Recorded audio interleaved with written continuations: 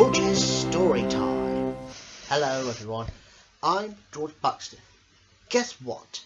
It's time for another tale, but this time we're moving on to the Worried Arthur series, in which Arthur is a little penguin and he's also a worrier. Now, here's the first one to begin with, and it's called Worried Arthur, written by John Stimson and illustrated by Jan Lewis.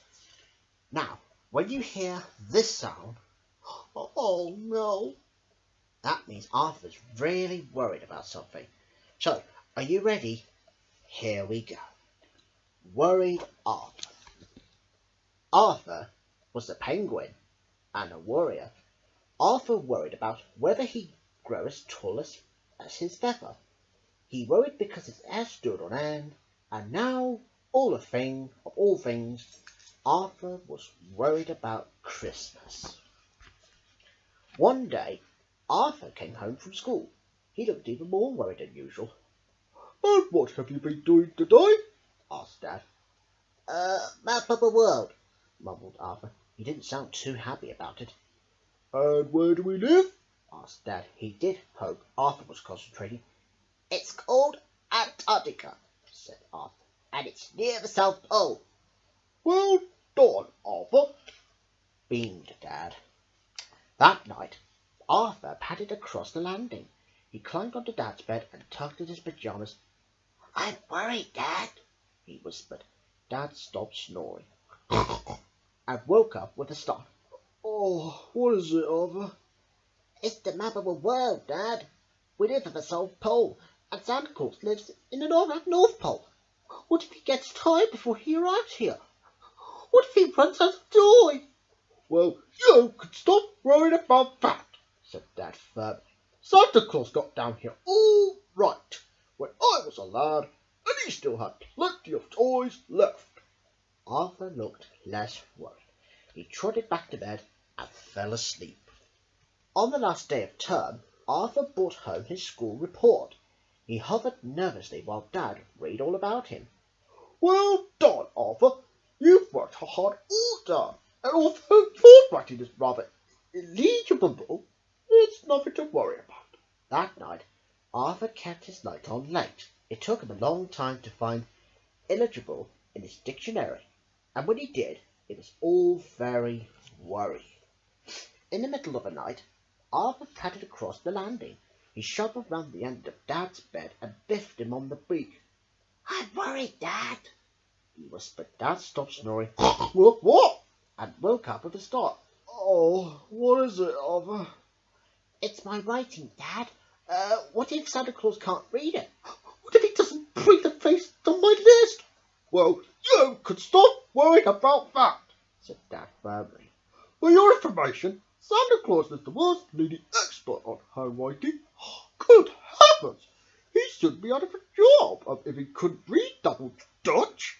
Arthur looked less worried and went back to sleep. 2 days before Christmas, it began to snow heavily. Dad got out Arthur's toboggan. Some of Arthur's friends came out to play, and they all made a snowman together. Arthur was tired out when he went to bed, but he still woke up worrying. Just after midnight, Arthur padded across the landing. He opened Dad's curtains. "I'm worried, Dad," he whispered. Dad stopped snoring. What? And woke up with a start. "Oh, whatever is it this time, Arthur?" Arthur pulled Dad over to the window. "It's the weather, Dad. It started to snow again. What if there's great big drifts on Christmas Eve? What if Santa can't get through?" "Well, you could stop worrying about that," said Dad firmly. "You don't think Santa Claus will be put off by a bit of snow, do you? Whatever you do think, he's got those hulking great reindeer." Arthur looked less worried and went back to sleep.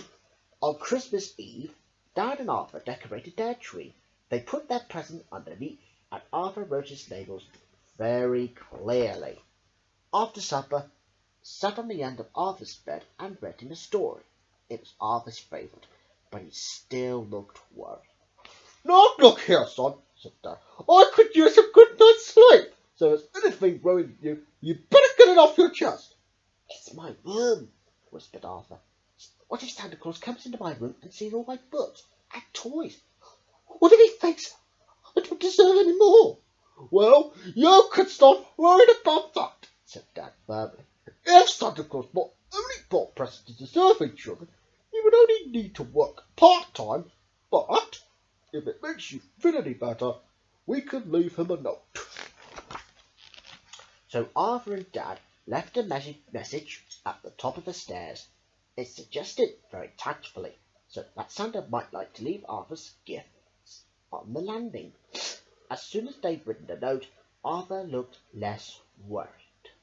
Dear Santa, please, if it is at all possible, as my bedroom is a little untidy, could you leave any presents just here? Love, Arthur. There is a mince pie in the kitchen for you. There's just one more thing, said Dad. Yes, Dad? If anything else worries you in the night, Arthur, keep it to yourself until tomorrow. But that night, Arthur and Dad both slept like logs. Next morning, Arthur sat up in bed. Ouch! He banged his head on the shelf above his bed. Yippee! Cried Arthur. I must be crowing. He jumped out of bed and looked in the mirror. Arthur smoothed down his hair, and it stayed there. Then he looked out on the landing. Sure enough, there was a stocking filled with everything that Arthur had asked for. Arthur waited patiently for Dad to wake up. At last he came onto the landing. Merry Christmas, Arthur, and how are you feeling this morning? I feel funny, Dad, said Arthur. Then he smiled. It must be because I'm not worrying. Yippee! Well, we hope you enjoyed the first story of Worried Arthur. Oh, and of course, we will be back in another story in which we will have the birthday party in which Arthur celebrates his birthday. Well, and I'll see you then. See you then, viewers. Bye-bye for now.